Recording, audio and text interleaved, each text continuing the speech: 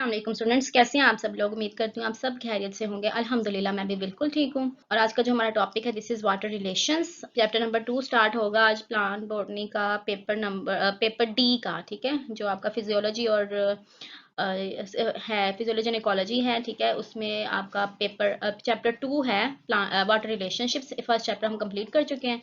तो वीडियो को स्टार्ट करते हैं। सबसे पहले आप चैनल को सब्सक्राइब कर दें, वीडियो को लाइक कर दें, ज़्यादा से ज़्यादा इस वीडियो को शेयर करें।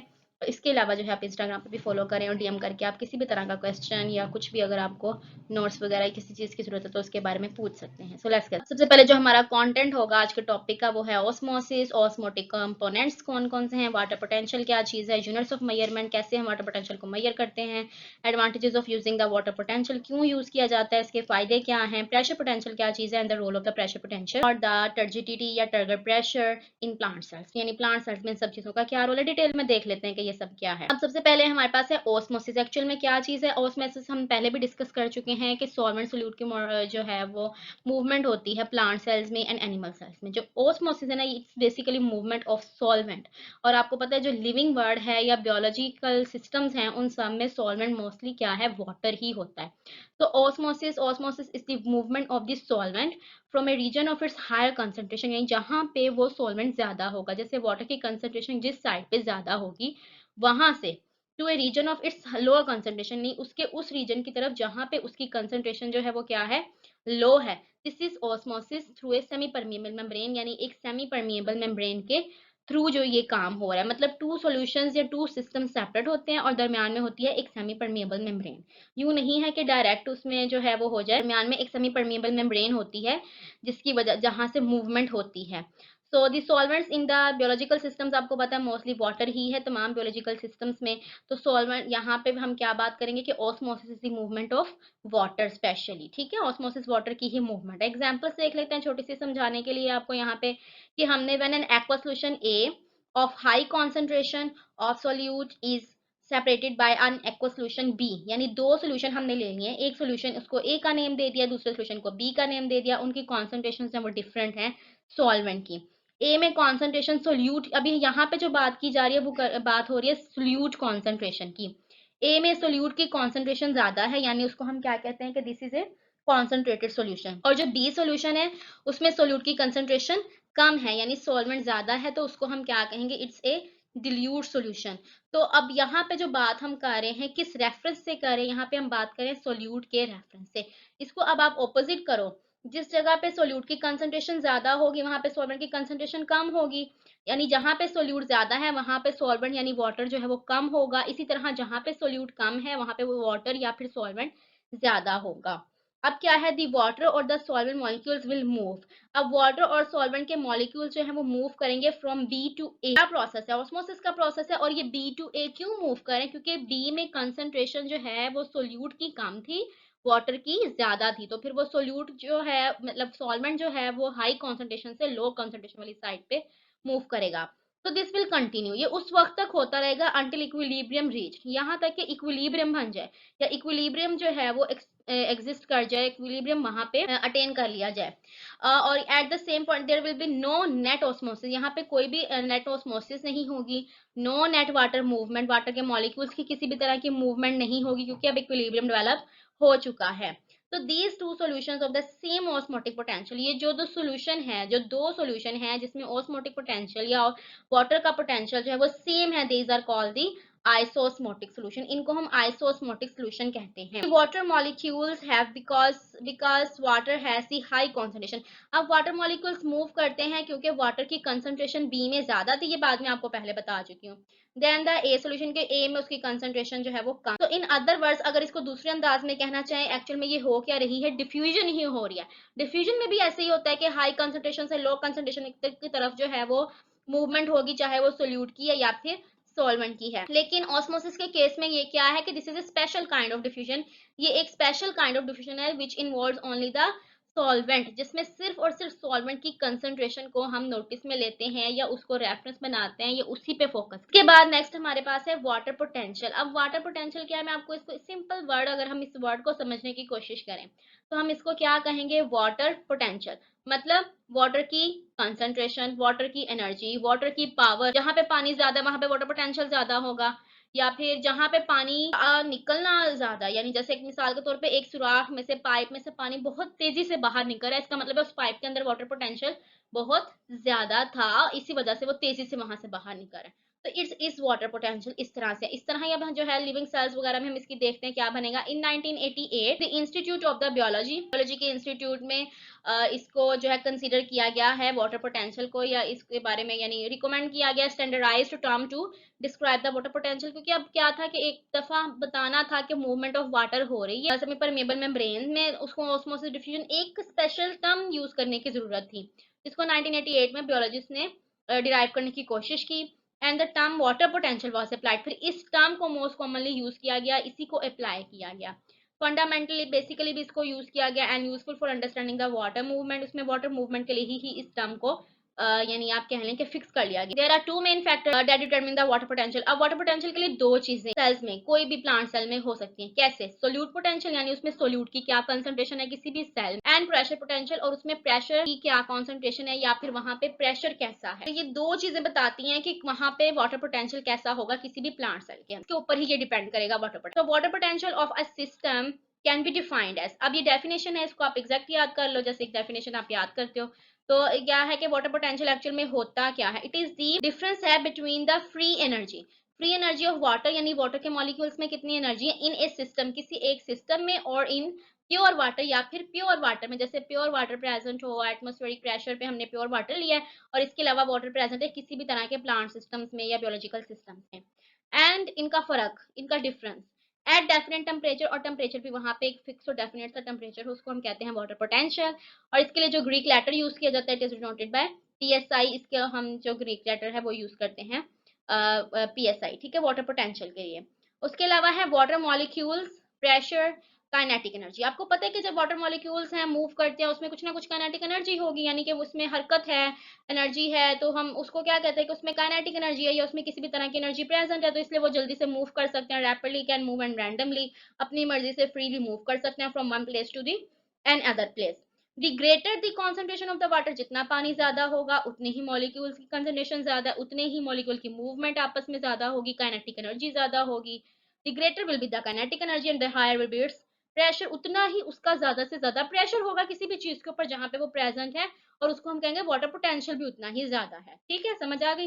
If two systems attaining the water in contact, हम देख containing the water in contact, यानी टू सिस्टम्स है जिसमें वाटर है और वो एक दूसरे के साथ कॉन्टेक्ट में है, किसी भी तरह रास्ते में है, फॉर एग्जाम्पल सेल ले लो और एक उसका सोल्यूशन ले लो, वाटर मूवमेंट उसके अंदर होगी, क्योंकि आपने सेल को रखा हुआ है वाटर सोल्यूशन के अंदर, या वैसे भी एक सेल है तो उसके अंदर दो तीन जगह पे पानी तो मौजूद है ना, तो वो आपस में क्या है, उनका एक कांटेक्ट होगा। Higher energy to lower energy, movement कैसे होगी मॉलिक्यूल्स की? High energy to the lower energy, यानी higher concentration of water to the lower concentration of water, तो it's become the equal in within the system. तो तब तक ये होता रहेगा जिस वक्त तक वहां पे इक्विलिब्रियम ना डेवलप हो जाए, दोनों साइड पे एनर्जी इक्वल ना हो जाए, या फिर वाटर की मूवमेंट उस वक्त तक होती रहेगी जब तक दोनों साइड पे मॉलिक्यूल्स की कंसंट्रेशन सेम ना हो जाए। ठीक है, यही सब जो है उसी को हम वाटर पोटेंशियल कहते हैं। नेक्स्ट हमारे पास है यूनिट्स ऑफ मेजरमेंट। अब जब हमने इसको मेजर करना है तो जाहिर है हर चीज को मेजर करने के लिए आपने कोई ना कोई यूनिट फिक्स करना होता है, जिससे एक यूनिट से आप उसको डिफाइन करते हो, डिनोट करते हो। पूरा पूरा वर्ड लिखना मुश्किल है, समझाना मुश्किल है,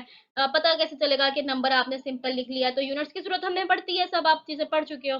तो water potential can be measured in the generally units, यानी यूनिट्स पर मीटर क्यूब। वैसे इसको ज्यादातर यूनिट्स एनर्जी के जो यूनिट्स है जाउल्स पर मीटर क्यूब होते हैं ना, एनर्जी के यूनिट जेम3 जूल्स पर मीटर क्यूब। लेकिन जो वाटर है मोस्ट कॉमनली इसको हम फिर भी वाटर को थोड़ा डिफरेंटली ट्रीट करते हैं, तो इसलिए हम इसको नाम देते हैं प्रेशर यूनिट्स में, इसको जो है वो डिनोट किया जाता है या मेजर किया जाता है, जिसको हम कहते हैं पास्कल।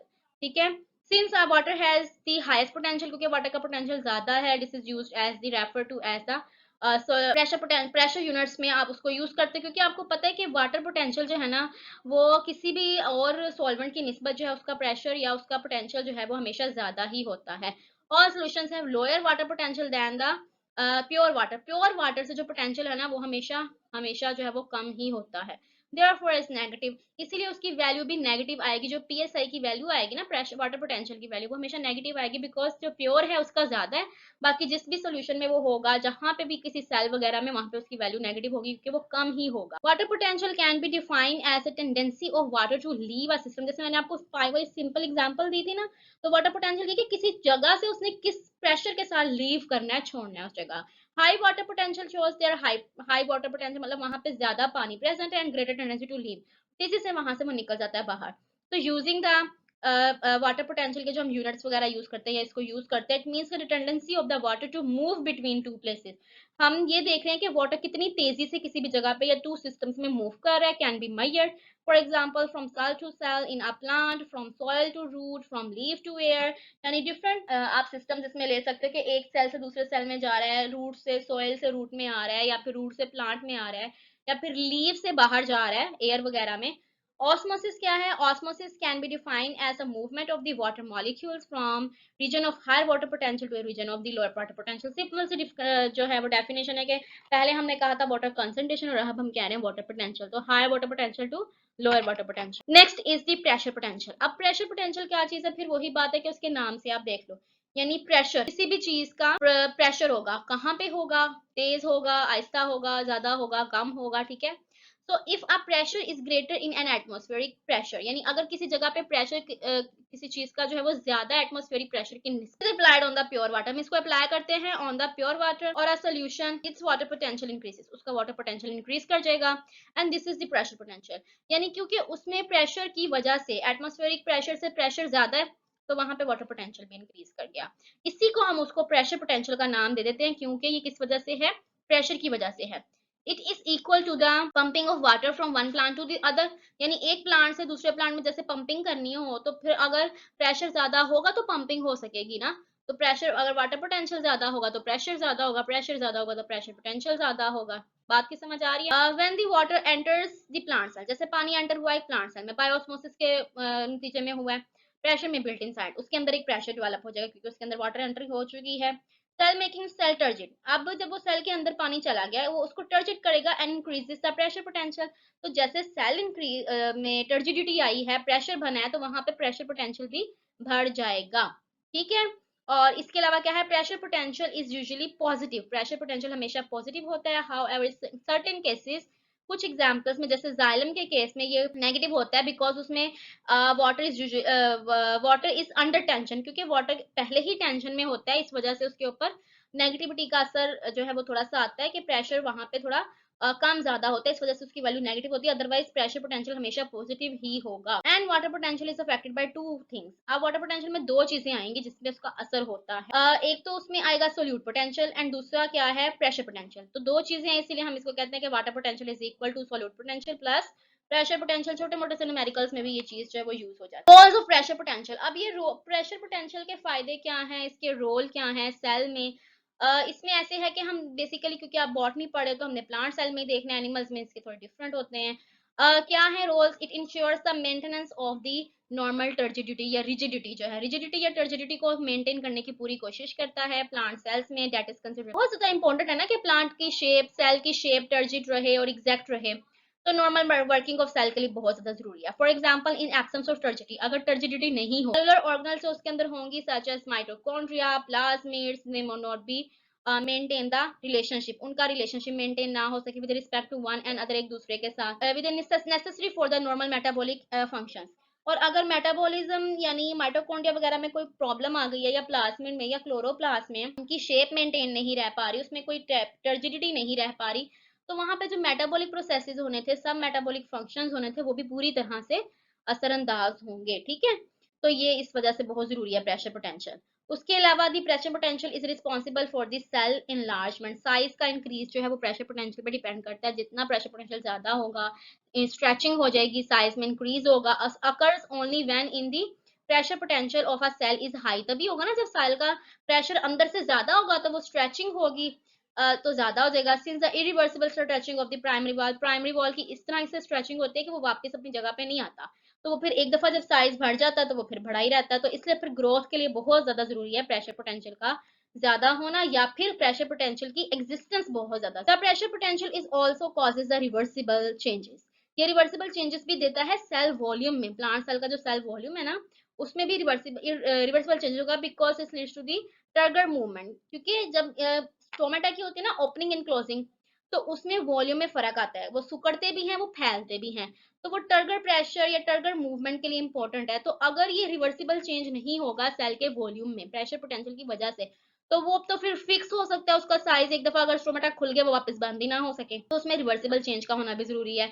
ये भी प्रेशर पोटेंशियल की ही वजह से होता है। तो the common examples are the dropping of leaves, ये जो पत्ते गिर जाते हैं, some plants are during the wilting, टूट जाते हैं ना पत्ते वगैरह गिर जाते हैं जब मुरझाते हैं, they recovery of the turgidity when water potential absorb, लेकिन कुछ केसेस में ऐसे होते हैं कि वो बिल्कुल अलग नहीं होते, ब्रेकिंग ऑफ नहीं होती, तो वो फिर पहले मुरझा के थोड़ा डाउन करते हैं, गिरते हैं, लेकिन वो फिर जैसे इसमें टर्जिडिटी वापस आती है, टर्गर प्रेशर बनता है वापस, वो दोबारा अपनी पोजीशन पे आ जाते हैं। उसके अलावा opening and closing, opening and closing of stomata जैसे मैं आपको पहले बता चुकी हूँ, बॉल्डिंग है, अनफोल्डिंग है लीव्स की, opening and closing of flower की अपनी ओपनिंग एंड क्लोजिंग है सर्टेन डेज टाइम में, जो दिन के औकात में कभी फूल जो है वो खिला होता है, खुला होता है, खिला भी और खुला भी, और कुछ जो है वो दिन के ऐसे औकात होते हैं जिसमें वो बंद हो जाता है। तो ये है आज का टॉपिक जिसमें यानी हम रोल्स वगैरह दी। Thank you so much for watching, I hope के लेक्चर आपको बहुत ज़्यादा पसंद आया होगा, और अगर बहुत ज़्यादा पसंद आया हो तो इसको लाइक करना मत भूलें, ज़्यादा से ज़्यादा इस लेक्चर को शेयर कर दें, मुझे दुआओं में याद रखें, अपना बहुत ज़्यादा ख्याल रखें, अल्लाह हाफिज़।